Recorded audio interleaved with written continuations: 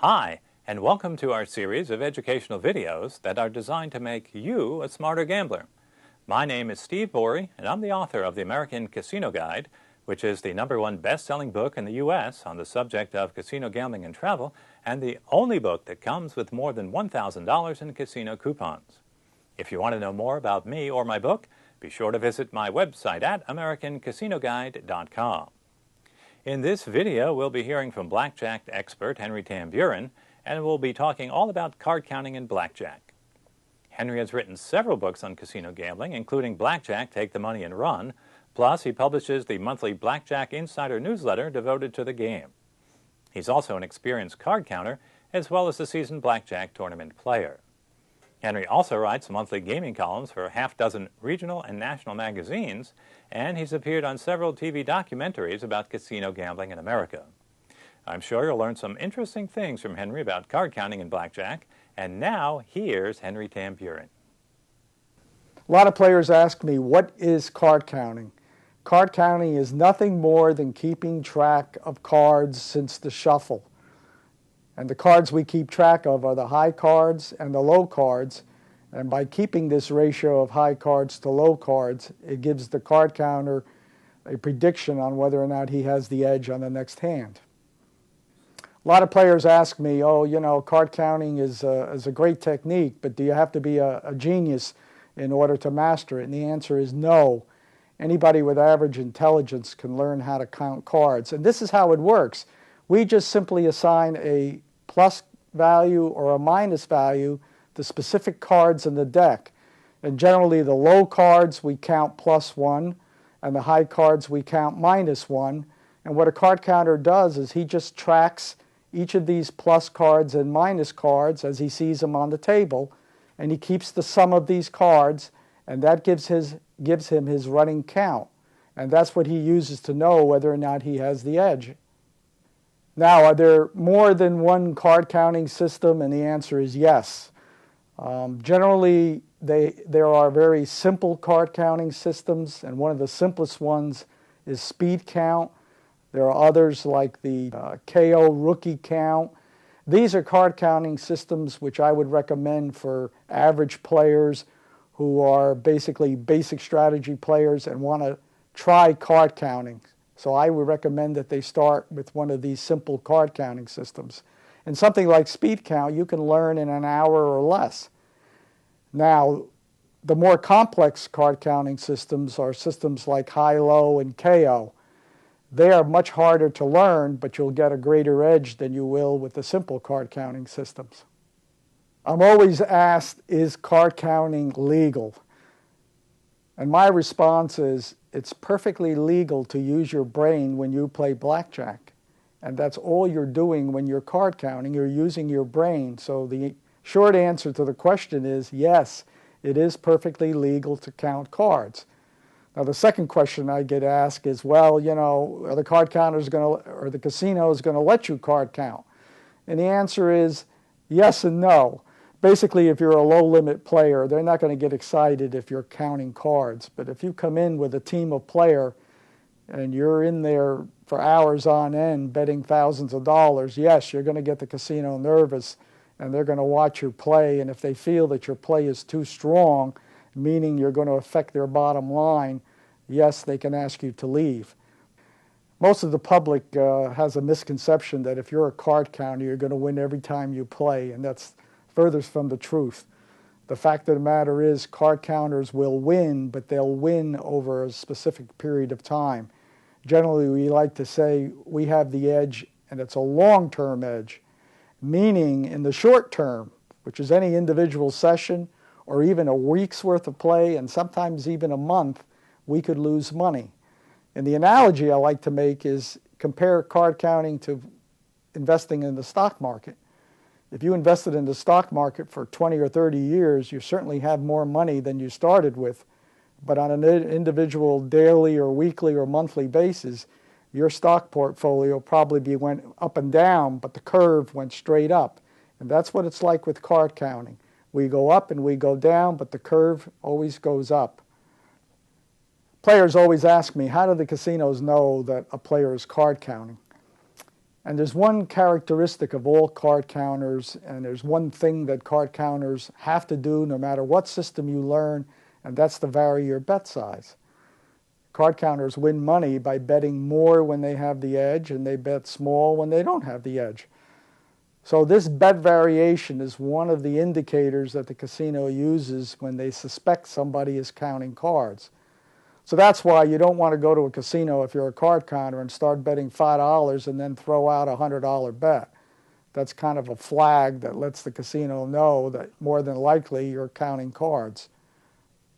One of the negatives, if you want to be a card counter, and I say negatives, is because a lot of people don't understand this concept of a bankroll. Generally, you need money in order to make money if you're a card counter. And that's because of the short-term losses that you can anticipate when you play blackjack as a card counter. So as a general rule of thumb, you need about 100 times your maximum bet, and that should be your bankroll. So let's say you're going to spread from $10 to $50 as a card counter. You should have 50 times 100, which is a $5,000 bankroll, set aside for the sole purposes of using it when you play blackjack, spreading $10 to $50. Now, as your bankroll grows, then you can increase your bet spread, and when your bankroll takes a hit, then you should go down in your bet spread and try and keep that 1 to 100 ratio. How long does it take for an average player to master card counting? Again, it depends on the complexity of the card counting system. If you want to learn the popular high-low card counting system, it's going to take you several months of practice, 2 to 3 times a week. And how do you learn card counting? Well, first thing you should do is read a good book on what card counting is all about. And then you need a deck of cards, and you got to practice keeping that running count, flipping the cards and adding the pluses and minuses. And you've got to be able to count down a deck of cards accurately in about 30 seconds or less. So it takes a little bit of a practice to do this. Now, if you're going to learn a simple card counting system like speed count, card counting system like that, you can learn in less than an hour. One of the most important conditions that card counters want to see in a blackjack game before they sit down and play is what we call the penetration. Penetration is the percentage of the cards that are dealt before the dealer shuffles. So for example, if you're playing a 2-deck game and one deck is played out and now the dealer picks up the cards and shuffles, that's a 50% penetration. You've only seen 1 out of the 2 decks. That's not a very good game for a card counter. What a card counter would prefer is a 2-deck game where more than 1 deck is played before the dealer shuffles. So the greater the percentage of the cards that are dealt, the greater will be the card counter's edge. So card counters always look for games with deep penetration. As a benchmark for a 2-deck game, you want at least a 60% penetration, and for a 6-deck game, you want at least 75% penetration.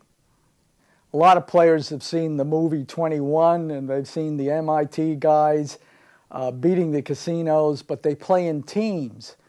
And some of the most successful card counters are ones who have played in teams. And why is playing in teams so important? And the answer is, if you're playing as an individual, you're playing against your own bankroll. If you play on a team, you have a joint bank, and everybody on that team can play against this larger bank. So if you play on a team, you can bet at a much higher level, and therefore your profits are much greater. And you're doing this with absolutely no additional risk to your bankroll. So that's why a lot of the professional blackjack players tend to form teams when they play in casinos. If you go to the casino, you might see signs on some of the table that say no mid-shoe entry. And a lot of players ask me, why do the casinos do that?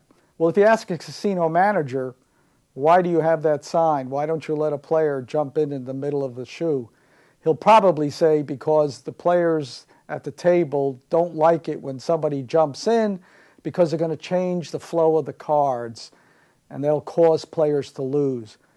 Well, that's a lot of hogwash. The real reason that casinos don't want players to enter in the middle of the shoe, it's because of a technique that card counters use, which is quite profitable, and the technique is known as back counting. And what card counters do is they'll stand behind or on the side of a table, they'll wait for the shuffle, they'll watch the cards, they'll keep the count, and when the count goes positive, then they'll jump into the game. They'll make big bets. They'll continue to make big bets when they have the edge, and then when the count goes negative, they'll leave, and then they'll wait for the next table to go positive and jump in. So that's a very profitable technique for players, and that's the reason why casinos have those signs to not allow players to jump in the middle of a shoe. There have been a lot of card counters who've gotten a lot of publicity over the years, and I think the first person to go on national television as a blackjack card counter was Kenny Houston. He appeared on 60 Minutes, and he kind of explained what card counting is, and it really became a popular avocation for a lot of people after seeing him on TV. And there have been other players who've gotten a lot of publicity, and certainly the MIT team received a lot of publicity. But there's also been a lot of players who haven't been in the limelight that are really legends in the field of blackjack. And there's a book called The Legends of Blackjack, written by Kevin Blackwood and Larry Barker. And it's an excellent book, describes a whole host of players who have made a ton of money as blackjack card counters. And I encourage anybody who wants to learn about these legends to get a hold of the book, Legends of Blackjack. And you can get that book on our website, bjinsider.com. A lot of players who watched the movie 21 saw this technique that card counters use with a BP, which is known as a big player. And that's a popular technique that the professional players use, and this is how it works. Basically, you'll have a player at a table keeping track of the count. And when the count goes positive, instead of this player making large bets, he will signal one of his team players, known as the big player, and he will then go to the table after he gets a signal, and he will make the large bets. Now, from the casino's perspective, he's just going to look like an average player walking up to a table making big bets. Now, he'll continue to make the big bets until his partner on the table signals him that the count is now gone negative, and then the BP will then leave the table, and then he'll walk around and he'll wait for a signal for one of his confederates who are on other tables in the casino. So by using this technique, they're having one player known as the big player making all the large bets whenever the count is positive. So this is how team players can win a lot of money in casinos, by using the big player concept. A lot of players ask me, how can I become a successful card counter? Well, one of the things you have to do is you have to be committed to learning not only the technique of card counting, but you have to be able to understand the risks involved, and you have to have enough money for your bankroll to sustain you when things don't go your way. And you will have some variances when you play blackjack, and sometimes you're going to lose some money. So you've got to understand all this. Plus, you have to have a certain comportment when you play. You can't just sit there and always watch the cards and never talk and never drink, and you'll just stick out like a sore thumb that you're probably card counting because you're just staring and looking at all the cards.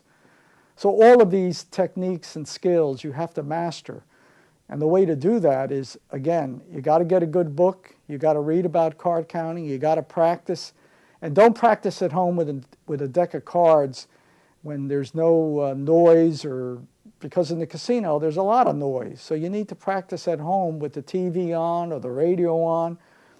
And you have to continue to practice until you can master the skills of counting down a deck. You got to understand risk of ruining, you got to have the right bankroll, and you really need to start out at a low level of betting until you feel comfortable that you're not making errors, and then you could advance to a higher level of betting. If you want to learn more about me and some of my blackjack books and some of the articles I've written, You can go actually to 3 sources. One is my Blackjack Insider newsletter, and you can just go to the site bjinsider.com. In fact, we offer a 3-month free subscription. Go to the website bjinsider.com/free trial and just put in your email address and we'll send you 3 free issues of our newsletter. You can also go to my other site, smartgaming.com, and there I have plenty of articles on blackjack. And I also write a column on blackjack for about a half a dozen different publications. Don't forget that you can see more of our educational gambling videos on our YouTube channel. Just go to youtube.com/American Casino Guide.